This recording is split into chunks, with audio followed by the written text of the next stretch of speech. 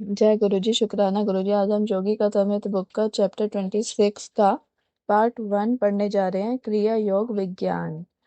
इस पुस्तक में बार बार जिस क्रिया योग विज्ञान का उल्लेख हुआ है उसका आधुनिक भारत में दूर दूर तक प्रसार मेरे गुरु के गुरु लाहिड़ी महर्षि के माध्यम से हुआ। क्रिया शब्द संस्कृत क्रि धातु से बना है जिसका अर्थ है करना, कर्म और प्रतिकर्म करना। इसी धातु से कर्म शब्द भी बना है जिसका अर्थ है कार्य कारण का नैसर्गिक नियम। अतः क्रिया योग का अर्थ होता है एक विशिष्ट कर्म या विधि क्रिया द्वारा अनंत परम तत्व के साथ मिलन योग। इस विधि का निष्ठापूर्वक अभ्यास करने वाला योगी धीरे धीरे कर्म बंधन से या कार्य कारण संतुलन की नियमबद्ध श्रृंखला से मुक्त हो जाता है। कुछ प्राचीन यौगिक विधि निषेधों के कारण सब समानने के लिए लिखी जाने वाली इस पुस्तक में मैं क्रिया योग का पूर्ण विवरण नहीं दे सकता। इसकी वास्तविक प्रविधि योगदा सत्संग सोसाइटी सेल्फ रियलाइजेशन फेलोशिप के किसी अधिकृत क्रियावान क्रिया योगी से सीखनी चाहिए। यहाँ केवल स्थूल वर्णन पर ही संतुष्टि करनी होगी। क्रिया योग एक सरल मन कायिक प्राणी है जिसके द्वारा मानव रक्त कार्बन रहित होकर ऑक्सीजन से प्रपूर्ति हो जाता है। इस अतिरिक्त ऑक्सीजन के अणु प्राण धारा के रूपांतरित हो जाते हैं जो मस्तिष्क और मेरुदंड के चक्रों में नव शक्ति का संचार कर देती है। शिराओं में बहने वाले अशुद्ध रक्त का संचय रुक जाने से योगी उत्कों में होने वाले ह्रास को रोक सकता है या कम कर सकता है। अनंत योगी अपनी कोशिकाओं को प्राण शक्ति में रूपांतरित कर देता है। एलाइजा, ईसा मसीह, कबीर और अन्य महानुभाव क्रिया योग या उसी के समान किसी प्रविधि के योग में अवश्य निष्णात थे जिसके द्वारा वे अपने शरीर को अपनी इच्छानुसार प्रकट या अंतर्धान कर सकते थे। क्रिया योग एक प्राचीन विज्ञान है। लाहिड़ी महर्षि को यह उनके महान गुरु बाबा जी से प्राप्त हुआ था जिन्होंने अंधकार युगों में इसके लुप्त हो जाने के बाद फिर से उसे प्रकट कर परिकृष्ट किया। बाबा जी ने इसे क्रिया योग का सीधा साधा नाम दिया। बाबा जी ने लाहिड़ी महर्षि से कहा था, इस 11वीं शताब्दी में जो क्रिया योग में विश्व को तुम्हारे माध्यम से दे रहा हूँ यह उसी विज्ञान का पुनरुत्थान है जो श्री कृष्ण के सहस्त्राब्दियों पहले अर्जुन को दिया था और जो बाद में Patanjali, Isa Masih, Saint John, Saint Paul और ईसा मसीह के अन्य शिष्यों को प्राप्त हुआ। भगवद गीता में भगवान श्री कृष्ण ने क्रिया योग की चर्चा 2 बार की है। एक श्लोक में वे कहते हैं, अपान वायु में प्राणवायु के हवन द्वारा और प्रवाण वायु में अपान वायु के हवन द्वारा योगी प्राण और अपान दोनों की गति को रुद्ध कर देता है और इस प्रकार वह प्राण को हृदय से मुक्त कर लेता है और प्राण शक्ति पर नियंत्रण प्राप्त कर लेता है। तात्पर्य यह है कि योगी फेफड़ों और हृदय की कार्यशीलता को शांत कर प्राण शक्ति की उस अतिरिक्त आपूर्ति की सहायता से शरीर में होने वाले हासिल को रोक देता है और अपान को नियंत्रण में कर वह शरीर में विदित्व लाने वाले परिवर्तनों को भी रोक देता है। इस प्रकार हास और विधि दोनों को रोक कर योगी प्राण नियंत्रण सीख लेता है। गीता के अन्य कुछ श्लोकों में कहा गया है, वह ध्यान परंगत मुनि सदा के लिए मुक्त हो जाता है जो चरम लक्ष्य की प्राप्ति के लिए अपनी दृष्टि को भूमध्य में स्थित करके नासिका तथा फेफड़ों में विचरने वाले प्राण और अपान का निराकरण करते हुए बाहरी विषय भोगों से अपने ध्यान को हटाने में और इच्छा, भय तथा क्रोध को निकाल बाहर करने में समर्थ है और जिसने अपने इंद्रियग्राही मन एवं बुद्धि को जीत लिया है। भगवान कृष्ण यह भी कहते हैं, मैंने ही अपने एक पूर्व अवतार में यह अविनाशी योग एक प्राचीन ज्ञानी विवस्वत सूर्य को दिया था। विवस्वत ने इसे अपने पुत्र महान स्मृतिकार मनु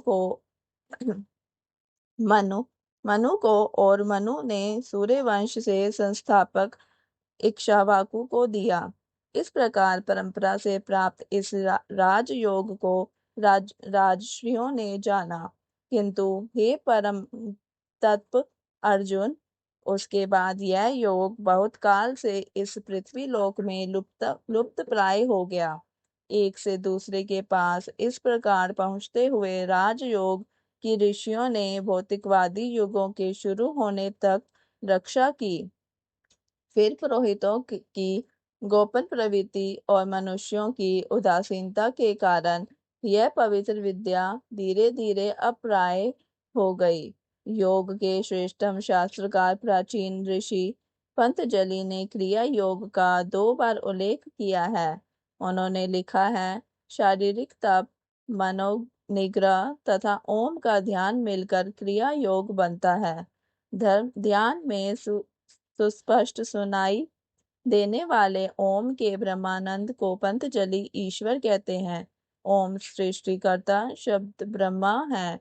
वह स्पंदशील सृष्टि यंत्र का गुंजन है और ईश्वर के अस्तित्व का साक्षी है। योग का नया साधक भी शीघ्र ही ओम की अद्भुत ध्वनि को सुन सकता है। इस परमानंद में आध्यात्मिक प्रोत्साहन से उसे पूर्ण विश्वास हो जाता है कि सूक्ष्म लोकों से उसका संपर्क हो रहा है। पंतजलि दूसरी बार फिर से क्रिया प्रवृत्ति की या प्राणायाम की चर्चा इस प्रकार करते हैं। उस प्राणायाम द्वारा मुक्त प्राप्त की जा सकती है जो श्वास और प्रश्वास के गति विच्छेद से निष्पन्न होता है।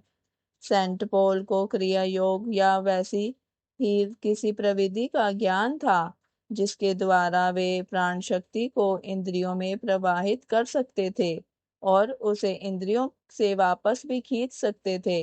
इसलिए वे कह सके, मुझे ईसा में जो परम आनंद प्राप्त होता है उस आनंद की शपथ खाकर मैं कहता हूँ कि मैं रोज मरता हूँ।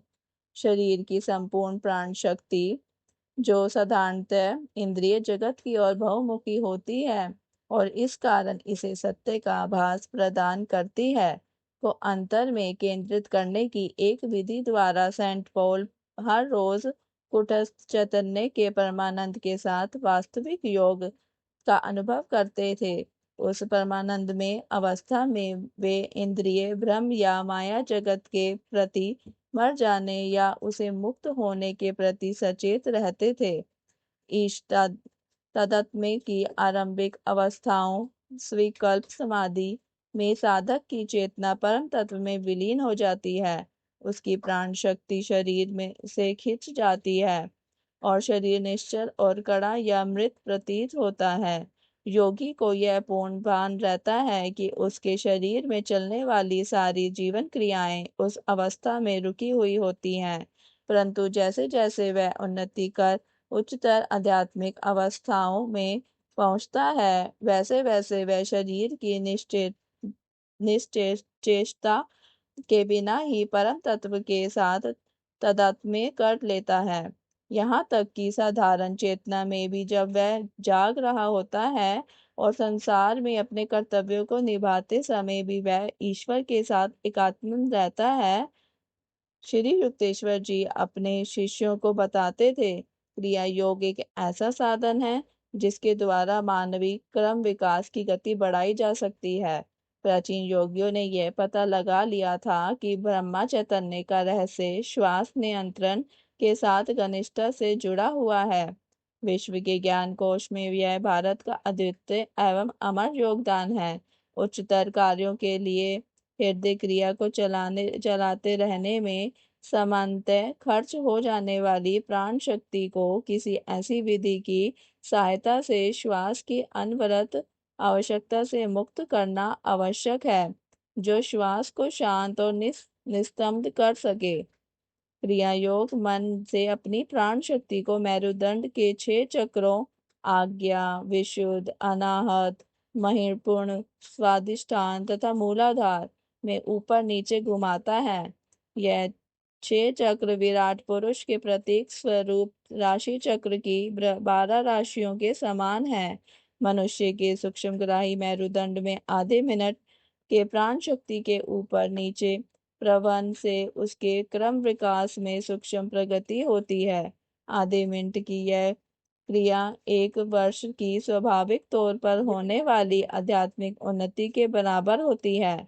मानव के सूक्ष्म देह में सर्वदर्शी आध्यात्मिक नेत्र रूपी का सूर्य की परिक्रमा करने वाली 6 ध्रुवता की गणना से 12 चक्र रूपी राशियों के और स्थूल जगत के सूर्य एवं 12 राशियों के बीच परस्पर संबंध है।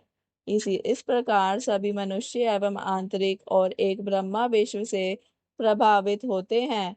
प्राचीन ऋषियों ने यह ढूंढ निकाला कि मानव की सांसारिक और आकाशीय परिस्थितियां उसे 12 वर्ष के काल चक्र के क्रम में स्वाभाविक उन्नति के उसके मार्ग पर आगे सरकाती है।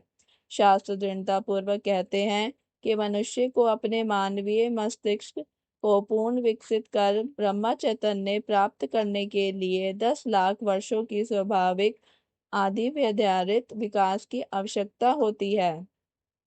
8.5 घंटे में की गई 1000 क्रियाएं योगी में एक दिन में 1000 वर्ष का नैसर्गिक विकास लाती है।